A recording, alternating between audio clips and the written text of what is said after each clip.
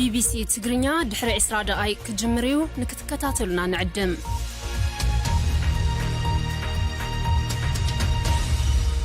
kun sagantaa BBC afaan Oromooti nu waliin tura.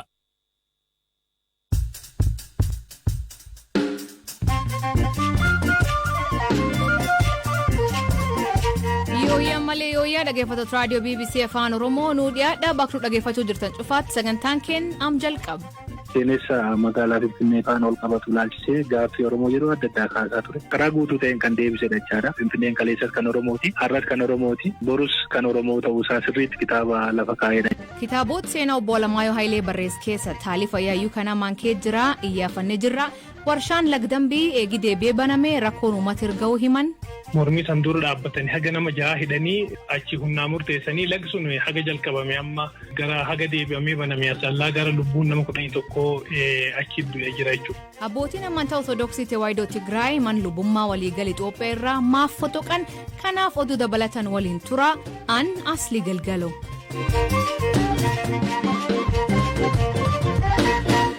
Dhaggeeffattoonni oduutiin jalqabaanii abbootiin amantaa Ortodoksii Tewaayidoo Tigraay man lubummaa waliigalaa Itoophiyaa irraa fotoquun man lubummaa waliigalaa Tigraay hundeessuuf murteessan. Barda Bireeji caamsaa keessa Paatriyaarkii man Kiristaanaa Ortodoksii Tewaayidoo Itoophiyaa lolli naannoo Tigraay keessa geggeeffamu gocha gara jabina jechuun balaaleffatanii turan. Paatriyaark Abbuuna Maatiyas lolli naannoo Tigraay keessa geggeeffameen namoonni 10,000 lakkaa'aman lubbuu dhabanii hedduun qe'ee buqqaan ilaalchisee yaada isaanii akka hin ibsine godhamaa turan dubbate ture. Dhaamsi Abbuuna Maatiyas kun viidiyoon waraabamee kan dabarsame yoo ta'u marsaalee hawaasa gubbaatti gadhiifamee argama.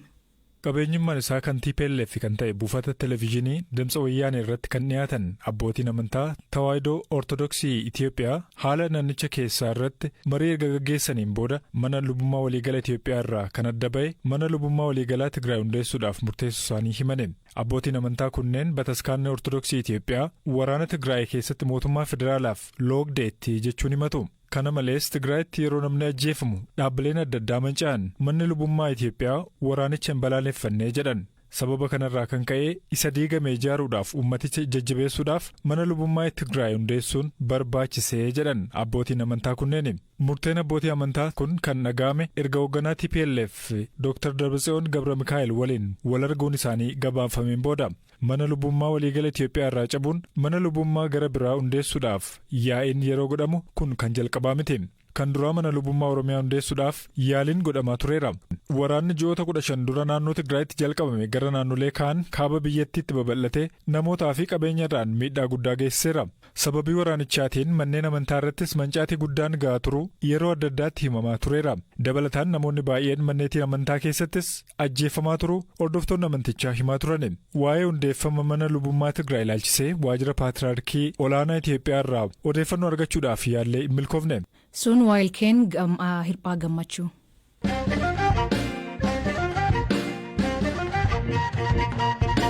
Biiroo Aadaa fi Turizimii Oromiyaa keessatti waggoota hedduuf seenaa aadaa fi dhimmoota Oromummaa irratti wal qabatan barreessuun kan beekamu obbo Alamaayyoo Hayilee dhiyeenya kan dhibame hospitaal galuun isaanii dhaga'amee jira. Kanaan dura dhibee sukaaraa fi dhiibbaa dhiigaa qabu kan himtu haati warri isaa Aadde Taaxeex Taaddasaa haal fayyaa isaa gaafan. Tokkos baay'ee of dadhabaa nan qabu hin kufaa bakka hojiillee manna qajeelaa gadi waan kufa hojiillee amma dhaquu dadhabutti torbanarraa baay'ee nurratti kattilaafi bakka kattilaaf naanii sitaaraphaa oloo fuudheen deeme achumaan egaa jarrisa kattaanii yaalanii dhibee kaleetii kaleen kun immoo maleen ta'uu diyaalisiisiyaa godhamanuu nuun jedhan achumaan egaa qanii sadii Paawuloosiin ciisee achi gara nus meeshaan qabnu meeshaa saamika ittiin miiccaman hin qabnu hin dandeenye jennaan egaa lubbuu namaa oolchuudhaaf jedhee gara hospitaala gurum kana fudhadhee dhufe ammas jarriga yaalaanuma jiru gaamma egaa kanaan jirra. Hayyuun seenaa fi aadaa Oromoo qajeelchuuf barisa guutuu jiraatu kunin nam jabaak ta'ee hoogganaan Instituutii Qorannoo fi Qo'annoo Oromoo obbo Dirriba Taraffaa ni dubbata. Maatii olaanaatu dubbis. Seenessaa fi seenaa Oromoo karaan taaneen barreeffamaa turan sirreessuu keessatti hayyuu gahee olaanaa taphachaa turanidha. Keessattuu Oromummaa fi sabboonummaa Oromoo ol kaasuu keessatti gama qorannoo seenaatiin fi qorannoo aadaatiin hojiin isaan hojjetan yoomiyyuu kan yaadatamudha. Waan baay'ee hojjetaniiru keessaayyuu seenaa Oromoo majaarraa 20ffaa kitaaba isaan barreessan yoomiyyuu kan dagatamu miti. Keessattuu Oromoon kun maal biyya kana keessatti kan jedhu wal dhiibbaa siyaasaa biyya kanaa keessatti Oromoon maal ture, gahee akkamii taphachaa ture, diina alaa fi keessaa ofirraa qolachuu keessattis gahee Oromoon taphachaa ture maallaa kan jedhamu kana achi keessatti bal'inaan kan kaasee keessaayyuu waraana Adwaa afaan ol qabsiisee Oromoon qabu sirriitti lafa kan kaa'edha jechaadha. Kan biraa seenessa magaalaa Finfinnee afaan ol qabatu laalchisee gaaffii Oromoo yeroo adda addaa kaasaa ture. Karaa guutuu ta'een kan deebisedha jechaadha. Finfinneen kaleessas kan Oromooti, har'as kan Oromooti, borus kan Oromoo ta'uusaa sirriitti kitaaba lafa kaa'edha. As keessattis obbo Alamaayyoon hayyuu hangafadha jechuu dandeenya. Kitaabota hedduudha isaan barreessanii jiran. Kitaabota seenaa qofarratti kitaabota 10 ol barreessaniiru. Kan biraa baay'ee kan isaan ittiin beekamanii fi yoomiyyuu dhaloonni ammaallee isaan yaaddatu Oromoo birattillee galata guddaa kan qaban sirni gadaa Oromoo kun bakka laafetti deebisanii ijaaruudhaan abbootii gadaa kana bakka bakkatti deebisuudhaan sirni gadaa bu'uurarraa lafa isaa iddoo isaa akka qabatu gochuudhaan hojii guddaa hojjetaniiru. Yeroo baay'een kaasu Oromoon kun Oromoodhuma kana beekuudhaafu dursa sirna gadaa beekuun baay'ee barbaachisaadha jedhanii kaasu. Namni Oromoo beeku tokko dursee sirna gadaa beekuu qaba nama jedhudha. Irreecha Oromoo yoo kaafnu duuba isaa obbo Alamaayyoo jiracha. Isaan bakkalcha seenaa fi aadaa Oromooti jechuu dandeenya jechaadha gabaabumaan.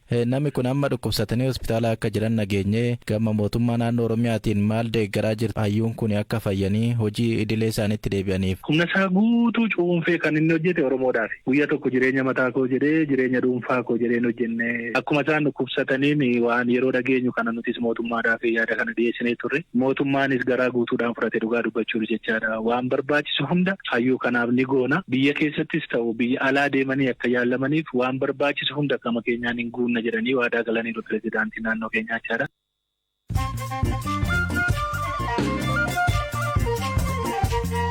Dhaggeeffatootaan ammoo gabaabaa addunyaa isaanii dhiyeessaa jalqabaanii qondaaltonni UN bakka awwaalcha jumlaa kaaba Itoophiyaa daawwatan.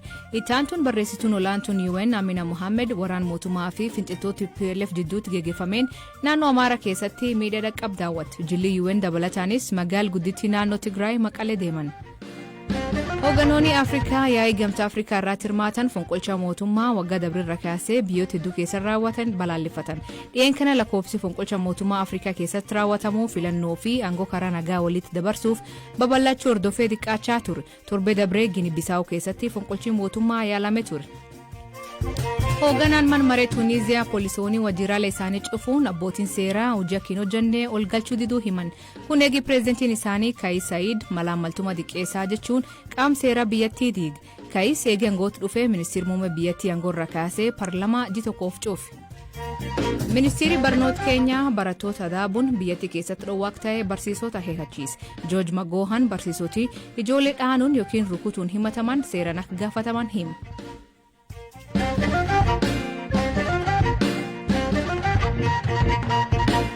Humnooti TPLF haleellaa gama iddoowwan Tigraay fi naannoo Affaar daangessaniin banan torbaan dabree kaasee itti cimuu naannoon Affaar ibsa. Haleellaa cimeetti fuuf kanaan wal qabatee mootummaan naannoo Affaar ibsa baasee jira. Hamza Hussein gabaas qaba. Haleellaan TPLF geggeessaa jiru kun sardoo qabachuun darbanii daandii guddicha Itoophiyaaf Jibuutii wal quunnamsiisu to'achuuf kaayeffateedha jedha naannichi ibsa dilbata baaseen. Aanaalee 5 kanneen godina Kiilbatii keessatti argamanii fi magaalaa Nabaalaa humnootii TPLF'n to'atamaniiru. Akka ibsa kominikeeshinii naannoo Affaaritti aanaaleen Abaalaa, Magalee, Erabitii, Konabaa fi Baraahilee to'annoo humnootii TPLF jala galaniiru. Qondaaltonni Affaar irra deddeebiin akka jedhanitti bakkeewwan humnootiin TPLF haleellaa bananitti humnootii addaa naannichaatiin ala waraanni raayyaa ittisa biyyaa akka hin bobbaane waan ta'eef jiraattotaa fi dhaabbilee mootummaarra miidhaan qaqqabaa jira. Itti gaafatamaan biiroo hooggansa hojii sodaa balaa naannoo Affaar obbo Mahamaduu Hussein BBC'tti akka himanitti haleellaa TPLF akka haaraatti baneen wal qabate namoonni 350,000 bakka jireenyaa isaaniitii buqqaaniiru. Kana malees dhaabbilee dhuunfaa fi mootummaa akkasumas manneen barnootaa fa'i irra miidhaan qaqqabeera jedhan. Humnootiin TPLF naannicha keessaa hanga kiiloomeetira 150 ka seenan yoo ta'u garichis baay'ee fi kan meeshaalee waraanaa ciccimoon ijaaramuun akka haaraatti yeroo sadaffaa waraana baneetti fufee jira jedhaniiru. Mootummaan federaalaa federaalaa waraana naannoo Affaar keessaa ilaalchisee wanti jedhe jiraachuu baatulleen torbaniin dura garuu haleellaawwan gama TPLF'n raawwataman irratti tarkaanfii barbaachisaa akka fudhatu manni maree nageenyaa biyyaalessaa Itoophiyaa ibsuun isaanii yaadatama. Biyya alaatti bakka bu'aa TPLF kan ta'e Ambaasaadar Fiisee Haasgadom humni isaanii yeroo ammaa Affaar kan jiruu fi waraana Eertiraa fi Affaar gara Tigraay seenuu fedhan ofirra dhiibuuf jedha.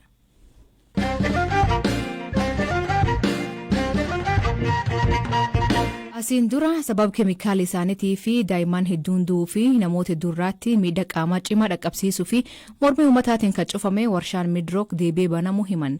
Warshaan oomisha warqii Lagdambii Godina Gujii Aanaa Shaakisoo ganda dhibba baate jedhamu keessatti argamu kunin eegi banamee waggaa tokkoof hojiirra jirti jedhan.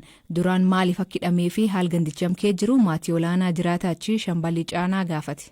Keemikaala akka saayinaayidii fayyadamaa ture. Keemikaalli kun bisaanti dabalamee qilleensaa fi naannoo summeessee bifa aadaa uummata naannoo saniirraa adda ta'e nami naafi dhalataa ture bal'aan dhalataa turte waan kana balaaleffattee qeerroon nami Gujii hedduun bahee uummata Oromoo guutuun bahee falmataa ture ifirraa cubsiisanii laga gandii akka hojiitti funde dhaabanii turanii amma turtii waggaa tokko keessatti eeyyama haaromfatee deebi'ee qotuu erga jalqabe asillee uummata miidhuun dhiinyee jechuudha. Dhiyeennuma kana nami haga 11 naannoo sanii albuuda baafachuu fi namoota deddeeman poolisoonni naannoo sanii lafa eeganu warshaarraa bishaan kuufamu jira bakka sanitti nama naqanii nama gara lakkoofsaan 11 ta'uu lubbuu dhabaniiranii nami ammoo gara 6 lakkoofsaan nami 6 mana hidhaatti darbatamee mana hidhaa keessa jira jechuudha. Warshaan kun warqii kiiloogiraam hedduu biyyattiif kargamsiis ta'ullee sababa keemikaala isaatiin jiraatonni gandichaa rakkoolee dhalatoota darbuun saaxilamaa turuu himan. Banamuu isaaf jecha namoonni morman manidhaa jiraachuu kan himu jiraatan gandichaa Sharu Marqos mariin uummata waliin taasisan jira gaaffii jedhu akkanaan deebis. Lakki uummataan wanni maratame hin jiru gareen murtootte dhuttee nama murtaa'e magaalaarra marachiisaa turanii gadi bu'anii uummata naannoo walta qabanii wanni marachiisan homaa hin jiru haga murtaa'een nami giddugaleessarraa koreen ergamte dhuttee namoota murtaa'e argitee dubbichee akka deebistuuf yaalii godhaa diddee uummati sunuyyuu didee ofirraa deebisee gisee hedduu deddeebanii dhumarra deebanii eeyyamanii fi eeyyamisiillee hundumaa eeyyamamee fi qotatuu jalqabe lafi dur eeyyamameef sun dhumatee jennaan daangaa biraa daangeffachuu fi itti deemame daangaa kana daangeffachuuf itti deemame irratti mormiin muudatee jennaani namoota mormii san dura dhaabbatanii haga nama 6 hidhanii achi humnaa murteessanii lagi sun haga jalqabame amma gara haga deebi'amee banamee asallaa gara lubbuun nama 11 achi du'ee jira jechuudha. Sababa maaliitiin du'an? Namooti lagi kun adda addaarraa kutaa adda addaarraa nami laga warqii kana qotatu nami waan sanii wadhaanatee jiraatu hedduu jira nami laga sanii yaa'ee jiraatu namooti kun yeroo isaan naannoo sanitti dhufanii laga san qotatan yookaan warshaa isaanii sanii karaa adda addaatiin seenanii dhiqan poolisii laga sanii hedduu maaliif seentanii maaliif qotattuu maaliif dhuftanii jettee ajjeesti jechuudha. Baay'ee isaanii harka poolisii laga dambii sanii hedduun dhumatan namoota hundinuu jedhuu dandeetta. Kun ammoo mormii irratti namooti hidhaman. Akka qaamni mootummaa jedhu uummata wajjin maratamee namoota miidhamaniif beenyaan kaffalameeti ka hojiitti deebi'eedhaan namoota naannootiif beenyaan kaffalame maal fakkaata namoota miidhaan irra gaheef? Beenya akkamii kanfala isii beektaa lagi suni nama naafa ta'ee jira bishaan sa'unee namni du'ee jira naafa ta'ee namummaa isaa gadhiisee jira beenyaan kanfalan sun deebi'ee namummaa isaa san bakka bu'uu hin danda'u. Lammaffaa ammoo keemikaali lafa san keessa gaddarre haga ammaan tanaa namni bishaan laga sanii uuna uummati boombaa mataa isaan qabu haati ulfaa achirraa dhaluu hin dandeettu namni lafa sanirraa dhalate nama ta'ee itti fufuu hin danda'u bifa kanaan beenya maaliif kanfalama odoo kanfalameeyyuu beenyaan uummata kana bakka bu'u hin jiru. Sobanii keessaa waan ta'e wayii namaan sobii isaaf wanni godhan yoo jiraate malee ifaaf ifatti wanni dargaggoon quba qabdu wanni uummati quba qabu wanni jiraataan lafaa quba qabu wanni kanfalame wanni nuti beeknu hin jiru. Itti gaafatamaan waajjira albuudaa fi Energy Godina Gujii garuu warshichi eegirri deebiin uummata mariisisanii wal hubannaan ergameen booda deebee banamee jedhu. Beenyaan akka kanfalamuu murtaa'ee jira akka jedhu obbo Mabiraatuun miidhaan warshichi ammaan dura hawaasa naannoo fi qabeenya naannoorraa geessise yeroo tokkoon kan furamu waan hin taaneef hojii deebi'ee rakkoo isaa adeemsan akka furaa deemuu kallattiin akka kaa'ame dubbata. Dhaggeeffattoota oduu dabalataan Raayaan gurbaan Morokoo ka guyyaa 4 bool keessatti guramuun lubbuu dhabe arrawwaalame. Taanini sagantaan keenyaarraa aganuma nu waliin turuu keessaniif ulfaadha isaniin jenna. mammaansi galgal hanaa uleen yoo walirraa qaban taabaa murate taatii jedhan hiikan isa maanii kooment keessa nu beeksisa sagantaa kan qophees Biraanuu Gammachuu gam teknikaatiin Deevis Masaaruu keessaniif dhiyees an Asli Galgalooti Agborisaatti akkana nagaa waaqa kee bulaa oraa bulaa deebana hangafamaan dhan bulaa.